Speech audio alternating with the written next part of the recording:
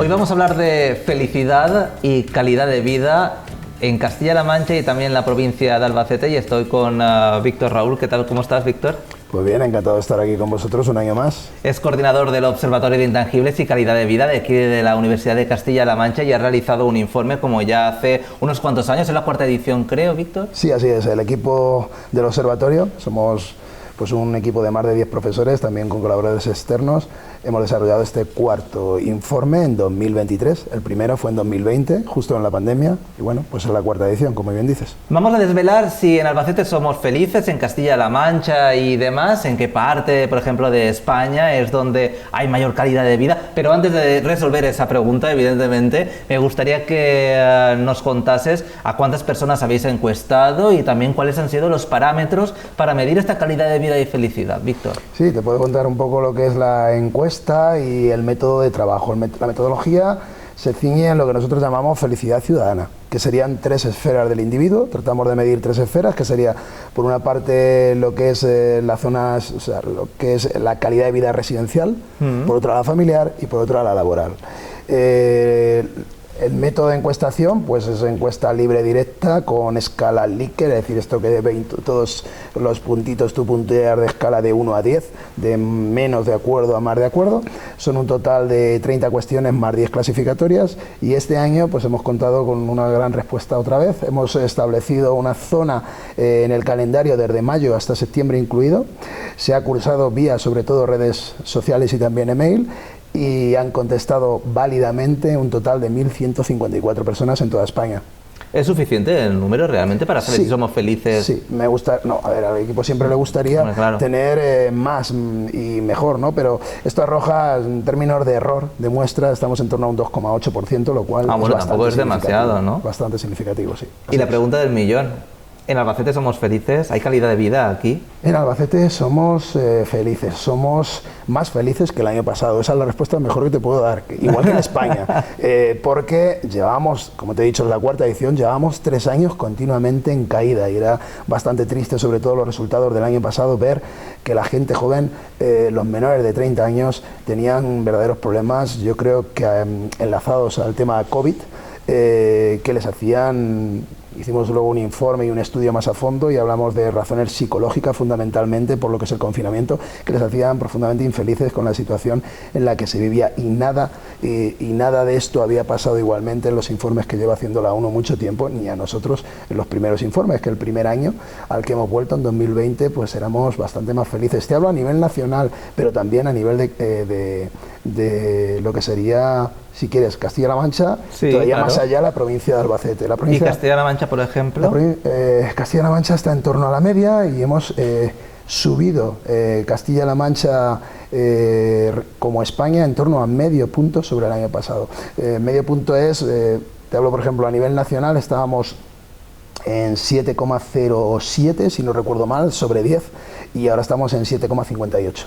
Y en Castilla-La Mancha pues tenemos algo mejor la media, y en Albacete provincia estamos ahora mismo en un 7,77. El año pasado estábamos en un 7, 3 décimas menos, que sería un 7,48 si no recuerdo mal. Y dentro de Castilla-La Mancha, Albacete, ¿en qué posición se encuentra? Porque, bueno, yo no sé si los albaceteños son los más felices de Castilla-La Mancha y es donde hay más calidad de vida, o hay otras provincias dentro de la región. Como te he dicho antes, Xavi, está muy bien el tema para que nos entiendan, para divulgar. El tema de felices, entiéndase que es el adjetivo, a nosotros nos gusta hablar de felicidad social. Entonces sería algo más relacionado con lo que es bienestar y calidad de vida. En esas 3 áreas que hemos hablado, residencial, familiar y laboral. En ese aspecto, Albacete pues está en la media. De las provincias, te hago el ranking, sería Guadalajara la que mejor valores tiene en general, hablando de satisfacción de vida, de felicidad en el trabajo, de situación familiar, de seguridad en el lugar de residencia. Con todo eso hacemos un indicador sintético, o sea, un indicador, para que se me entienda, que agrupa todo en un solo dato. Y por otro lado tenemos una pregunta de esas que te dije al principio, que es ¿cómo se siente usted de feliz con todo lo que ya sabe? Y te marcan directamente un valor, ¿no? Pues teniendo en cuenta ambas cosas, Albacete está en torno a la media a nivel provincial dentro de Castilla-La Mancha. Y por debajo tenemos, te he dicho las 2 de arriba, sería Guadalajara y Cuenca, por debajo tenemos Ciudad Real y Toledo. ¿Y qué falla en la provincia de Albacete para que la calidad de vida no sea mayor? Realmente estamos en buena situación en todos los marcos que te he dicho, pero bueno, sí, por decir algo que sabía que me ibas a decir, hemos superado este año a nivel nacional y también en Albacete, conste que es así, hemos superado el tema de la pandemia. Es decir, ha quedado atrás, no es un factor, luego hacemos una modelización, un modelo social en el que vemos los factores básicos para que alguien tenga calidad de vida. Y ahí todos los años que lo habíamos hecho nos salía un factor negativo, el único que era el COVID. Este año no nos sale significativo en los modelos que hemos hecho, ni a nivel de España ni Castilla-La Mancha, no sale significativo. Esa es la buena noticia, pero hay una pregunta que dice que cómo se siente usted afectado respecto al COVID. Bueno, pues Albacete provincialmente es nuestro punto negro que todavía tenemos en el régimen que te he dicho de 1 a 10, pues estamos todavía con un 5,5, el más alto dentro de Castilla-La Mancha. Y además, dentro del más alto, el más alto para gente mayor. A partir de 60 años, en toda la comunidad son nuestros mayores, los de Albacete, son los que se dicen sentirse peor con el tema del COVID. Esa es la mala noticia que aún nos colea, aún tenemos ahí, y que bueno, que espero que el año que viene pues definitivamente pues hayamos superado. No obstante, estamos hablando de un 5,5 y de media, que es muy bajo. Entiéndase que hace un año solamente la media estaba en torno a 8. Ahí sí. Bueno, hemos bajado, que es lo importante. Y ya digo, no es significativo. Realmente, aunque seguimos diciendo que nos ha afectado, es más algo del pasado que realmente en nuestra vida diaria nos llegue a estar tocando directamente, como la seguridad o como la situación familiar o como la situación económica, que sí que se mantiene como el año pasado por el tema crisis. Todo esto sí que aún sigue siendo factores clave que tienen mucho que ver con la calidad de vida. En Castilla-La Mancha se vive bien, hay calidad de vida, sí. Pero si tuvieses que irte a otra parte de España a vivir, ¿dónde te irías según este estudio? Según este estudio, igual, llevamos así ya varios años, la zona en donde los niveles de satisfacción residencial, familiar, económica, laboral, están sin duda en la zona norte y fundamentalmente lo que sería la cornisa desde Cantabria hasta Galicia, toda esa zona. El País Vasco no suele estar ahí, no está mal situado, pero no llegaría a los mismos niveles, pero lo que es desde Cantabria hasta Galicia sí que arrojan mejores valores. Y en cuanto al perfil de las personas que habéis encuestado, ¿cuáles gozan de una mayor calidad de vida según el estudio, Víctor? Bueno, pues vamos diciendo, depende, o sea, las clasificaciones son muchas, te he dicho la localización, pero si hablamos en términos de lugar de residencia, por ejemplo, pues los más felices son o los que viven en pueblos pequeñitos junto a la naturaleza y que están bien comunicados, o los que viven en ciudades grandes, que este año sí que han mejorado bastante la calidad de vida, como Albacete. Ciudad grande para nosotros es la que tiene más de 100.000 habitantes. En Castilla-La Mancha solo hay una, que es donde tú y yo vivimos, ¿no? Exacto. Entonces es muy fácil extrapolar ahí los datos y bueno, pues son normalmente en toda España son los mejores sitios para vivir. Luego, en tema de género no suele haber mucha diferencia. Es verdad que la mujer sí que tiene discriminación, eso sí que lo hemos medido también, y la discriminación en la mujer se acentúa sobre todo en las mujeres menores de 40 años que viven en zona rural y que están en desempleo. Después, si me dices por tema de trabajo, el tema de trabajo, sin duda los desempleados viven mucho peor. O sea, el tema laboral ayuda muchísimo en calidad de vida. Y si te dedicas también, lo siento, en cuanto a que no nos dedicamos a lo mismo, pero los que nos dedicamos a la sanidad, yo no, o a la educación, que ahí sí, pues en esos dos sectores se vive con una mejor calidad de vida. Esto es lo que volvemos a extraer, ¿no? Luego, si hablamos del tema de soltería o no, pues un año más. Los solteros lo llevan peor, decía él. Sí, no me digas. Oye, pues... El vivir en familia, haber vivido en algún momento, incluso tener hijos... Te causa estrés, ¿no? No, supongo, se vive mejor. Se vive mejor. ¿Se vive mejor? Sí, el soltero es más infeliz, así en Es más infeliz. Sí. Volvemos a... Bueno, pues no sé también si depende de cómo se mire, ¿no? Hay personas que prefieren ser solteras, otras... Sí, pero... Pero bueno, que siendo soltero, pues es más... es más vuelve infeliz. A ser, y luego en tema de edad, te decía al principio de la entrevista que afortunadamente nuestros jóvenes mejoran en términos de calidad de vida este año. Eso yo creo que es lo que ha motivado que suba en términos generales ese medio punto y recuperamos bastante, no del todo, yo creo que queda un camino, pero a nuestros jóvenes de 30 años para abajo, que te decía, sobre todo el arco de 20 para abajo todavía le queda algo por recuperar. Pero tenemos ahí el tramo que nos preocupaba mucho el año pasado, que parece que bueno, ha subido considerablemente respecto al año pasado. Entonces tenemos que ahí, digamos que los que viven peor serían los menores de 20 años y luego hay un tramo de madurez que también siguen siendo los que peor viven en calidad de vida hasta que encuentran trabajo, hasta que se acomodan y se estabilizan. Pero aún así viven mejor o dicen vivir mejor que el año pasado. Oye, ¿y el dinero tiene que ver mucho? Muchísimo. ¿Aún es una razón de peso para que tu calidad de vida... Sí, así es. Bueno, esto visto desde la otra manera, tú me dices, ¿el dinero tiene que ver? Sí, vuelve a ser un factor fundamental. Sobre todo esto fue así, cogió bastante fuerza el año pasado, con la crisis de la guerra de Ucrania, con la crisis de precios, pues se notó que las rentas más altas, que había una diferencia de calidad de vida mucho mayor por el hecho de tener mayor renta o menor renta. Esto se sigue manteniendo este año. Ha bajado algo, o sea, el factor en sí ha mejorado. Es decir, no es tan importante como lo era el año pasado, pero sigue siendo relevante y sigue siendo porque tenemos unos precios altos y porque la situación económica no es adecuada y quien no la tiene, hay que pensar en sentido negativo, quien la tiene le va muy bien, pero al contrario, quien no la tiene tan buena la situación económica, pues la calidad de vida dice tampoco tenerla bien. Entonces sí que es un factor clave, ya digo, en las últimas 2 ediciones ha sido así. En el estudio también hacéis especial hincapié, dime si me equivoco, Víctor, en las personas mayores de 65 años, ¿puede ser? Sí, este año además hemos introducido una variable nueva, también te cuento, que son las capacidades digitales. Estas sí que tratamos de medirlas y hay 2 cuestiones claras ahí. Primera, hay una relación positiva, como la que hablábamos hace un momento de dinero, es decir, cuantas más capacidades digitales, cuanto más digitalización llevas, cuanta más alfabetización digital tienes, más calidad de vida conlleva, igual que los estudios, que también está probado. Cuantos más estudios tienes también, dice el sentirte mejor en tu sociedad, ¿no? Tienes más felicidad social. Pero además hay otra cuestión, que es ¿cómo le afecta esto a los mayores? Pues también hemos visto que a partir de los 50 años dicen tener bastantes menos capacidades digitales y esto va increciendo, es decir, los de 60 todavía peor y los de 70 aún peor. Oye, ya me pierdo, y no tengo 50 y yo me voy perdiendo con lo digital. Pues a partir de los 50 se nota una brecha digital, ¿no? Sí. Y la brecha digital pasa factura en ese sentirse bien claramente a nuestras personas mayores. Y eso es lo que hace, es el punto negativo, eso y el COVID es lo que les hace sentirse un poco peor que debería pasar o que antes de la pandemia, que la situación era mejor.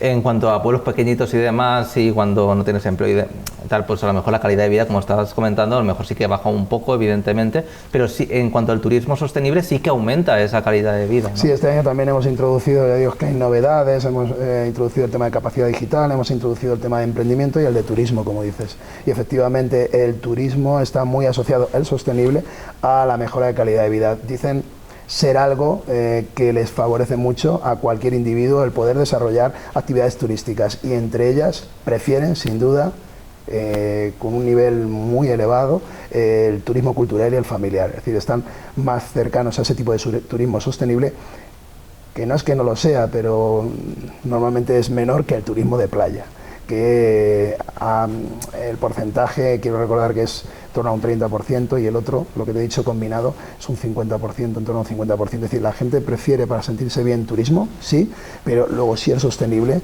la preferencia es mejor y además le hace sentirse bien. Víctor, queréis expandir este estudio a otros países, creo, ¿no? Esa es la novedad que estamos preparando para nuestro 5º aniversario, para el año que viene, que queremos desarrollar ya pues el mismo informe, pero luego hacer un compendio de los 5 años, hacer las series, construir las series y exportarlo, nuestra metodología. Ya el año pasado se hizo un estudio piloto con Rumanía, no fue bien, pero el año que viene queremos hacerlo en Rumanía y tenemos colaboración directa para hacerlo también en Estados Unidos y en México, con 2 universidades de allí que se han mostrado interesadas por la metodología y lo van a aplicar. Entonces el año que viene tenemos la intención de recopilar los 5 años, hacer ese histórico, completar el informe anual y presentarlo en estos 3 países, además que en el nuestro. ¿Cómo empezó este observatorio, Víctor? Porque claro, ahora ha crecido mucho, ya habéis hecho esa prueba piloto en Rumanía, se va a extender a México, a Estados Unidos, aquí en España coge muchísima fuerza. No sé cómo empezó la idea de este observatorio y si os imaginabais que iba a llegar a tal punto. Bueno, es el trabajo del día a día. Nos gustaría contar con mejor financiación, porque normalmente lo que hacemos es a través todo de la financiación pública de la universidad como grupo de investigación. Comienza dentro de un grupo de investigación que se forma en el año 2010, interesado en el tema de intangibilidad y de capital intelectual Llegamos de ese mundo de la empresa o asociado más a la empresa, pasamos a países, regiones, ciudades. Llegamos a Smart Cities, nuestra especialización, la de los 3 catedráticos actualmente fundadores, si quieres, del grupo y del observatorio, fue las Smart Cities, y de Smart Cities a individuos hay un momento, y había un eurobarómetro dentro de la Europa que daba información, te hablo de esos primeros años del grupo, de ahí alimentaban mucho nuestros estudios, nuestras investigaciones científicas, pero hubo un momento en que ese eurobarómetro se para, nos deja de informar de muchos datos de ciudad y de individuos. Y entonces decidimos pues tirar por la calle del medio, que es, bueno, pues vamos a proponernos nosotros. En el INE se iba a hacer, en el Instituto Nacional de Estadística se iba a hacer y se hace algunos indicadores, pero qué mejor que tener todos los que nosotros queremos, como nosotros queremos, siguiendo la metodología de la ONU, siguiendo lo que se sigue haciendo en la ONU, y tener los propios de España para poder desarrollar nuestras investigaciones y seguir haciendo la radiografía social. Y así surgió porque había una carencia de datos en Europa, del Eurobarómetro, como te dijo, en 2013-2015 no pudimos tirar más allá de esto, y entonces pensamos en crear este grupo. Fue algo sosegado, metodológicamente muy bien atado en cuanto a la metodología de Naciones Unidas, y bueno, pues acabamos desenvolviéndonos. En 2020 era nuestro primer año y nos pasó como a todos, nos llegó el COVID, pero aún así tiramos otra vez por el medio y decidimos en el primer desconfinamiento pues pasar la encuesta, y desde entonces estamos funcionando. Oye, hasta hoy. Bueno, y seguiréis porque ya has hablado de la 5ª edición, sí, con esa expansión y demás, pero ¿cuándo empieza realmente a ponerse en marcha este estudio? ¿En enero de 2024 ya estáis con ello? ¿Cuándo empezamos? ¿Cuándo empezar calendario, a elaborarlo, evidentemente, y hacer pues el punto de partida, las encuestas, bueno, todas las labores que tengáis que hacer hasta llegar al final? ¿Cuándo empieza? ¿En qué mes empieza y cuánto tardáis en total? Tardamos un año, es el año. Lo que pasa es que no es exactamente el año del calendario. Normalmente empezamos en torno a febrero. La encuesta suele estar lista y preparada metodológicamente hablando, con los cambios que se hacen, como este año que se han introducido algunos temas que nos interesaban dentro de la sociedad, pues suele estar hecha para antes de Semana Santa normalmente, y luego se va al trabajo de campo. El trabajo de campo, pues ahora lo tenemos tenemos más tiempo para la explotación, lo tenemos todo más, digamos, dinamizado, más automatizado, digitalizado también, y entonces lo que hacemos es dar más tiempo a ese trabajo de campo. Te contaba que este año ha sido de mayo a septiembre.